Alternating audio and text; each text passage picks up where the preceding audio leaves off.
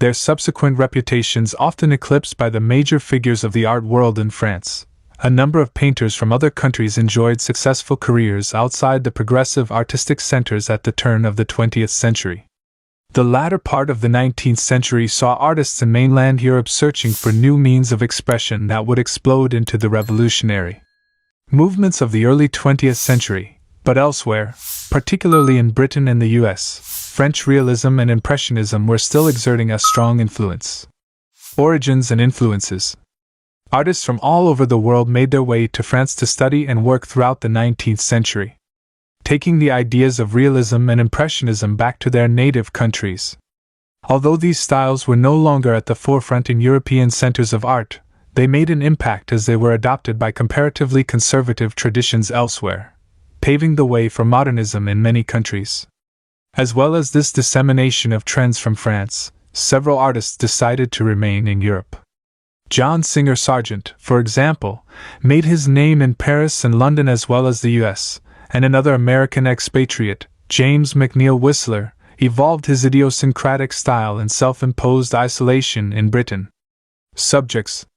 In the US, the genre paintings of Thomas Eakins and Winslow Homer's landscapes and seascapes are prime examples of how realism and impressionism invigorated the American tradition. In Europe, however, the influence was more clearly apparent in portrait painting, where realism is practically a necessity, and genre painting, in particular the society painting that was popular with an increasingly affluent and growing middle class. The Lyceum 1901–2002. Ramon Casas was a leading figure of modernism, an art movement centered in his native Barcelona that was essentially a Catalan version of Art Nouveau, but which also blended elements from other turn-of-the-century trends. End of the century. Winslow Homer. Boston, 1836. Prouts Neck, Maine, 1910.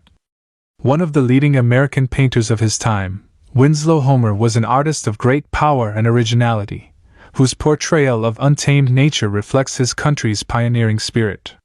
The sea was his favorite subject, but he was also a landscape and genre painter. He excelled at illustration, watercolor, and oils, and he did much to establish watercolor as an important medium. Homer was largely self-taught and came to art late, having started out as a commercial printmaker. A visit to France introduced him to Impressionism, although he himself conveyed light and color differently within a solid construction of clear outlines.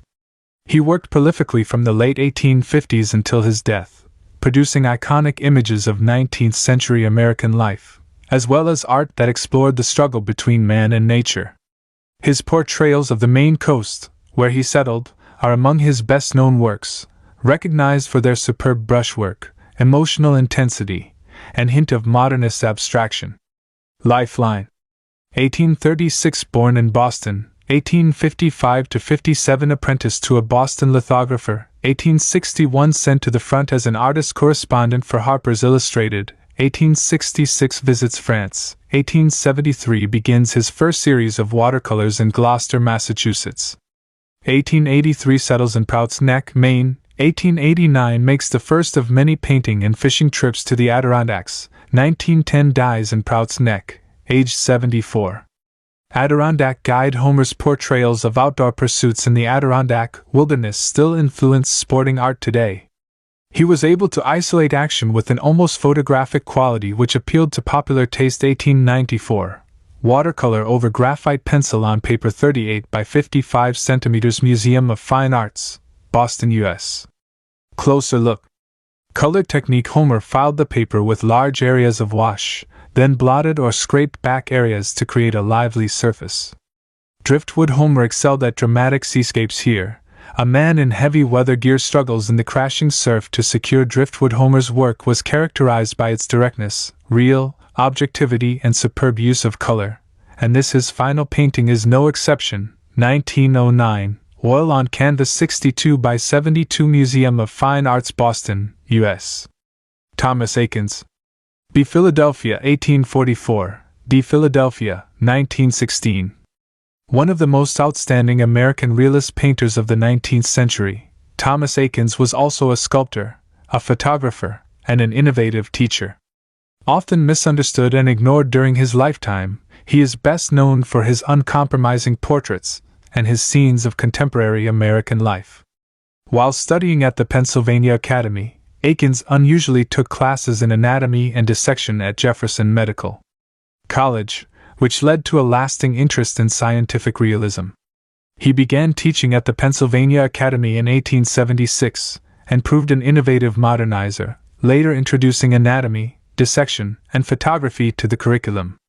Eakins' work had great vitality and directness, with a strong sense of form and three-dimensional design. His portraits, in particular, showed acute insight. He refused to flatter, seeking only to reveal the truth as he saw it. Lifeline. 1844. Born in Philadelphia, 1862–66. Studies at the Pennsylvania Academy, 1866–70. Continues his studies in Europe, 1876. Starts teaching at the Pennsylvania Academy. First exhibition at the Centennial Exhibition in Philadelphia, 1882. Appointed director of the Pennsylvania Academy, 1884–85. Paints the swimming hole, his finest study of nudes, 1889. Paints the Agnew Clinic, 1916. Dies of heart failure. Max Schmidt in a single scull. Boating and rowing were among Eakins' favorite themes. Here, he depicts the rowing champion, Max Schmidt, as a contemporary hero. 1871, oil on canvas, 83 x 118 centimeters, Metropolitan Museum of Art, New York, U.S. The Gross Clinic. When this picture was first shown, its gory subject matter created controversy, but it established Eakins as a major figure in American realism. It shows the eminent surgeon, Samuel D. Gross, operating in front of students at Jefferson Medical College. 1875, oil on canvas, 244 x 198 cm, Jefferson College, Philadelphia, U.S. Giovanni Boldini. B. Ferrara. 1842, D. Paris, 1931. Italian artist Giovanni Boldini was one of the most celebrated society portrait painters of his era. He was best known for his portrayals of beautiful women, but also painted Parisian street scenes. His style was reminiscent of his British contemporary, John Singer Sargent. Boldini traveled extensively, although he based himself mainly in Paris. During his lifetime, he enjoyed international success, but his frothy style lost its appeal after his death.